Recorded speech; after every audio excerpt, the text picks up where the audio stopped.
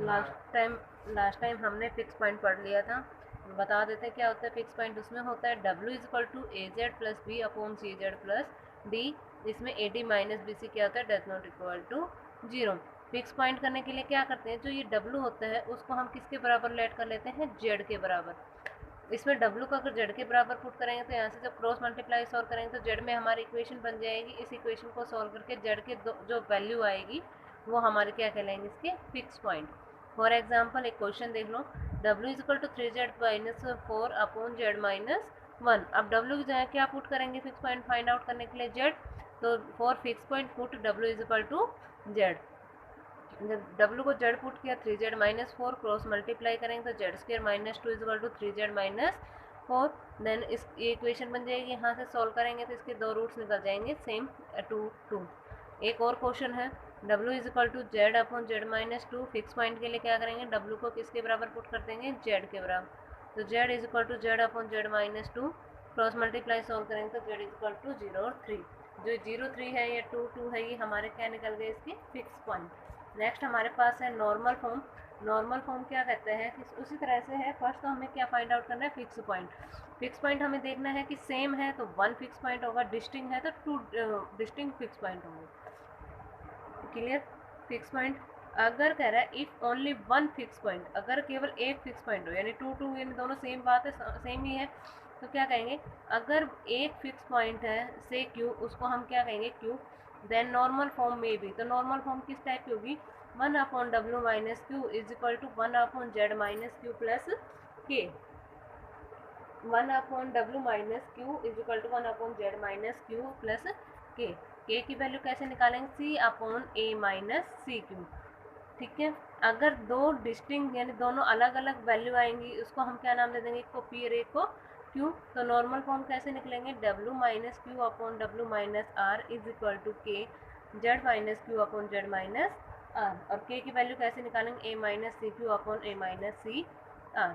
ठीक है। अब देखो नॉर्मल फॉर्म के लिए क्वेश्चन दे रखा है, डब्ल्यू बराबर 3 eta Z plus 1 upon Z plus eta है। Find the fix point and normal form. हमें इसका फिक्स पॉइंट और नॉर्मल फॉर्म फाइंड आउट करना है। फिक्स पॉइंट के लिए हमें क्या करते थे, डब्ल्यू को जेड के बराबर पुट करते थे। तो डब्ल्यू को जेड के बराबर पुट किया, ये आ गया, इसको क्रॉस मल्टीप्लाई करके सॉल्व किया, जेड की वैल्यू हमारे पास आ गई आइटा। ओनली 1 फिक्स पॉइंट, केवल एक फिक्स पॉइंट था, तो उसके लिए नॉर्मल फॉर्म हमारे इस टाइप की हो गई, 1 upon W minus K equal to 1 upon Z minus K plus K. और के की वैल्यू कैसे फाइंड आउट करेंगे, C upon A minus C Q. ठीक है।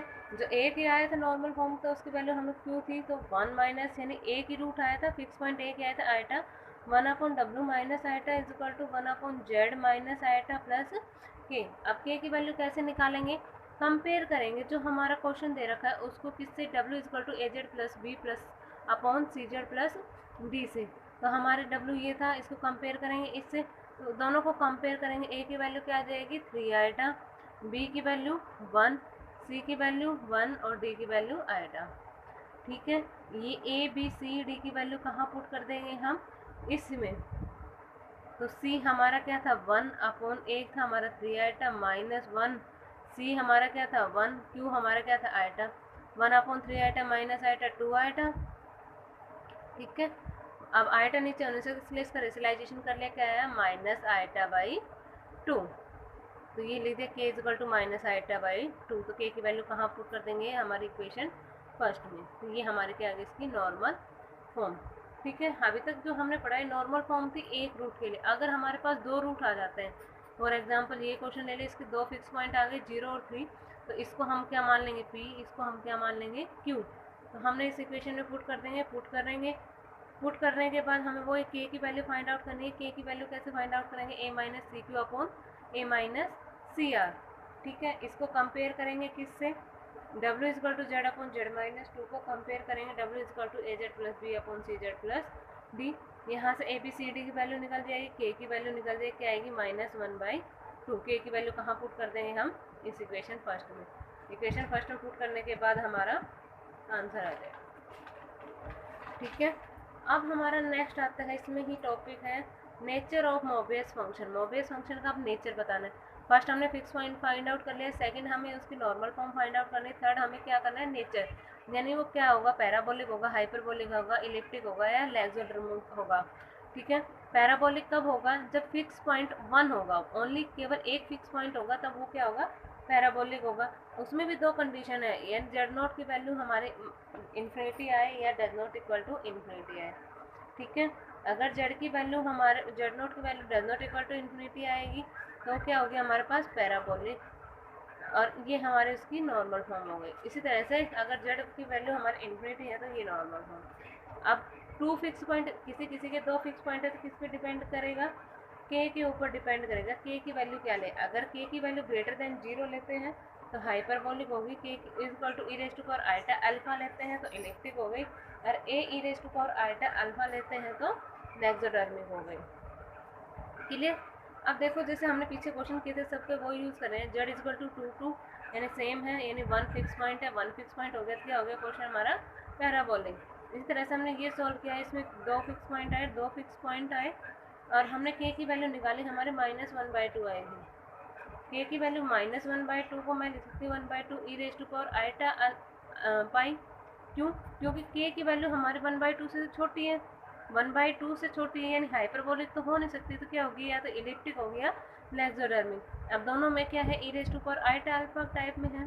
तो अब यहाँ पे 1/2 कोई भी वैल्यू आई है, यानी ए की वैल्यू कुछ आई है, तो ए की वैल्यू हमारे लिखी 1/2 E raise to power eta pi. -1 को मैं लिख सकती हूँ तो पावर आइटा पाई, तो A equal to 1/2 alpha equal to pi.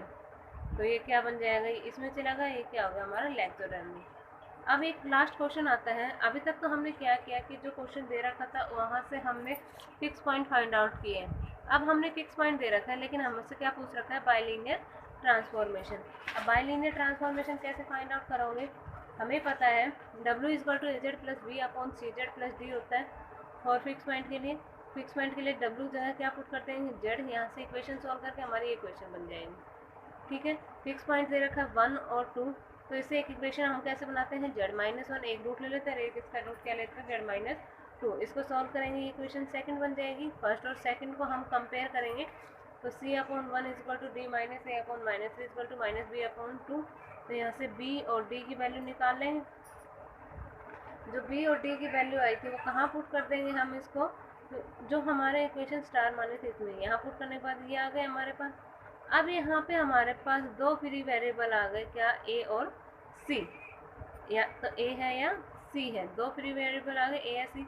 तो ए या सी की आप कोई भी वैल्यू मान लो और उससे हमारे लिनियर ट्रांसफॉर्म मान सकते हैं। हमने यहाँ पे ए की वैल्यू 1 मान ली है क्वेश्चन में, सी की -1, ए की 2 मान ली और सी की -1। आपकी मर्जी है, यहाँ पे ए इक्वल टू 1 2 3 4 5 कुछ भी मान सकते हैं और सी इक्वल टू 2 3 4 5 कुछ भी मान सकते हैं। तो यहाँ से दो बाई लीनियर ट्रांसफॉर्मेशन हमारे ड्रॉ हो गए।